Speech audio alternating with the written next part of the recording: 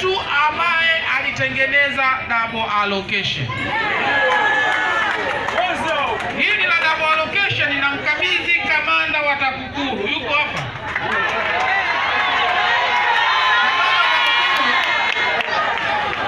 Ukiona double allocation ama ni rushwa ama ni matumizi mabaya ya mamlaka, na iko chini yako yote. Naomba unichukue hili, mfuatilie hiyo double allocation ameitengeneza nani. Huyo aliyotengeneza ni saizi yako, mchukue uambatane naye. Mwanaisha Kapela Mtumba. Kweli Mheshimiwa Waziri jamani, namshukuru huyu baba. Mama nakushukuru kwa kumtafuta huyu baba, ni jembe. Jembe ili haliogopi pori, wali haliogopi kichaka. Linafanya kazi. Na ni kweli Tanga limefanya kazi. Kwangu mimi ndio limefanya kazi. Mama Samia miaka 15. Leo hii sisi waziri katoa tamko. Kila aliyehusika TAKUKURU imfuatilie.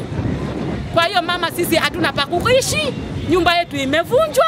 Hapa ninapokuambia mama, tunakaa kwenye vibanda vya watu, kupangisha kwenye vibanda vya watu. Watoto walikuwa wasoma vyuo wameacha, hela hatuna, chakula sisi hatuna chakula, tutoke tuuze maji, tuokote chupa ndio tupate sisi hela ya kula.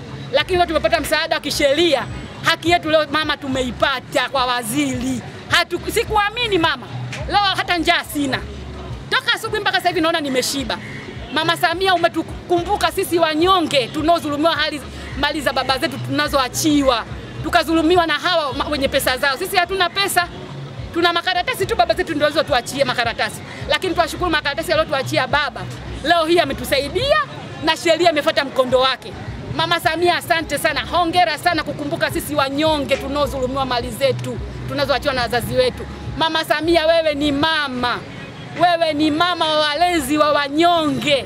Wewe ni mama 100%. Mimi nakupa kula zangu zote mama. Kabla hata siku bado mimi nimeshatoa kula. Huu ni mwaka wa 15.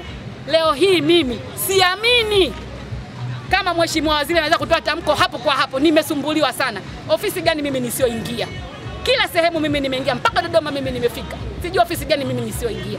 Lakini leo nashukuru, asante sana. Ndani ya miaka 15 dhahabu yetu leo imerudi. Siamini. Umasikini mimi naona leo ndio umeshaisha hapa. Najua Mama Samia utanisimamia na nyumba yetu itajengwa na hata tulipa toka alipotuvunjia mwezi 2020 kodi yetu tuliokuwa tukusanya, naamini atatupa. Lakini siku ya siku sisi tukakutana na waziri Jeli Siraha, tukaenda kupeleka malalamiko yetu. Basi tukafika kwa Siraha, ikabidi Siraha amuite yule tajiri, akaja akaambia umepapataje hapa, akasema ameuziwa na ndugu Miraji Asmani Kitete. Akaambiwa basi hili eneo sio la Miraji, ili eneo ni la Kapela Mtumba na yeye ndio kinamuonesha Kapela Mtumba. Kwa hiyo wewe rudi kwa Miraji akuoneshe eneo lako.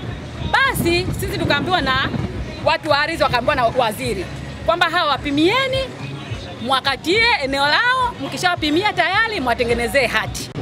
Kwa hiyo sisi tukalipia 589 ili tufuatilie nini hati. Baada tukafuatilia hati, tukaambiwa kwamba waziri Jeli Siraha kashtakiwa, nyinyi hamwezi kupewa hati.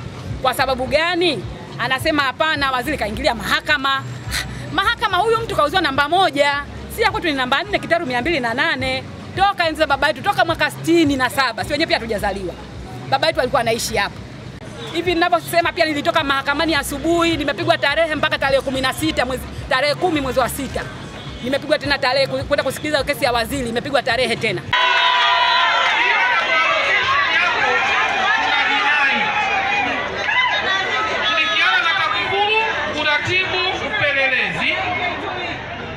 Na muda ukifika, shirikiana na TAKUKURU, wahusika wapande mahakamani. Hakuna mbele mkubwa kuliko sheria.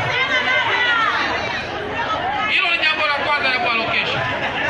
Jambo la pili, kesi hii iko mahakamani sasa.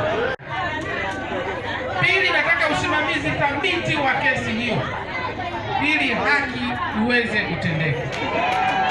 Kwa dada yangu Mwanaisha, wewe ambatana na mwanasheria wa serikali. Kuanzia sasa ambatana naye. Dr. Samia oye!